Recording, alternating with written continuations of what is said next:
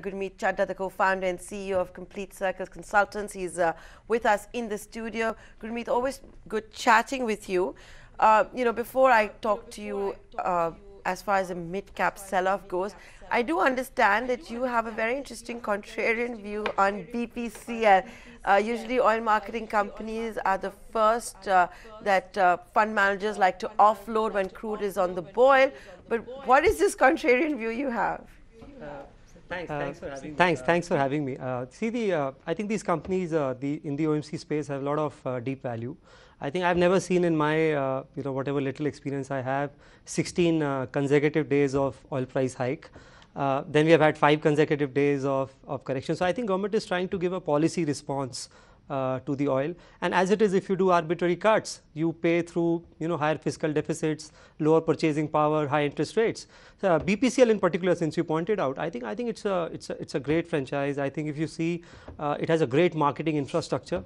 So not only just the retail outlets, you see the depots, the installations, the LPG distributors, the aviation service stations. Also, we are seeing an improvement in the marketing margin, especially for diesel. I think that's going to add to the bottom line, and I think this is the only company with ROE of 30%.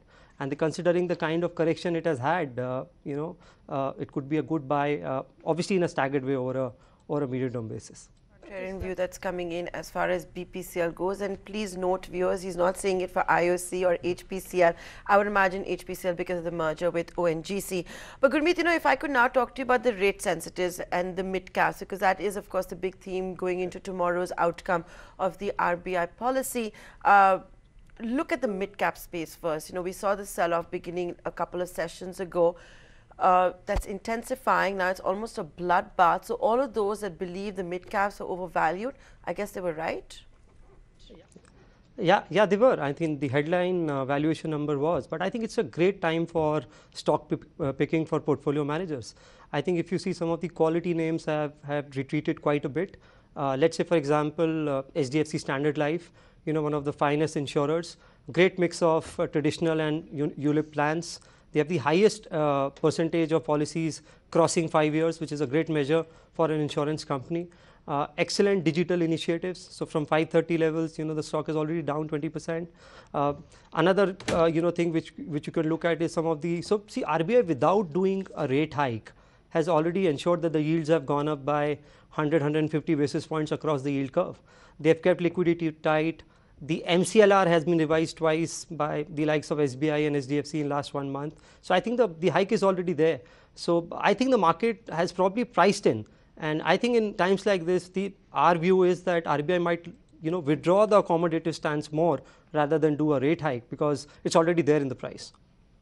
Gurumeet, hi, it's Karunya here from the Mumbai studios. Let's shift the gears a little bit and talk about the consumption space. FMCG stocks have been fairly steady despite the kind of massive consolidation that we've been witnessing in the markets at large. And in fact, I was reading a report as well from Nielsen where it said that the maximum amount of demand is now coming from the rural sector as opposed to the urban demand, and it is likely to be a trend going forward as well. Do you also believe the same? Because there are of course some developments expected as far as farm loan waivers is concerned. There's MSP, also something that could be revised. Tractor volumes have been doing very well. Two-wheelers have seen a pickup. So is rural facing companies the next big bet to look at? Absolutely. I think I've been positive on the rural consumption for quite some time. If you see, Karunya, if you see the Nifty 50 earnings which have come so far, while the broader earnings are still bit subdued, but if you break up, about 18 companies have beaten the estimates and the consensus numbers. 13 of them have been in line. So that's about 60-65% companies delivering in line or more than what the market thought. And bulk of them are in the consumption space. So what we are seeing is a volume growth. We had few quarters where the earnings picked up, but now we are seeing some volume growth even in some of the mature sectors like FMCG. Look at some of the mid-cap names like Varun Beverages, some of the companies like Imami. I think we are seeing a significant volume growth happening. Look at paints, for example. Paints had a 28% GST and led to a lot of issues in terms of destocking. Now, if you see, despite the input prices being up, I think even paints are registering a very smart growth. Look at Asian Paints, for example. I mean, so Asian Paints in particular has, for example, a 12 billion capex lined up.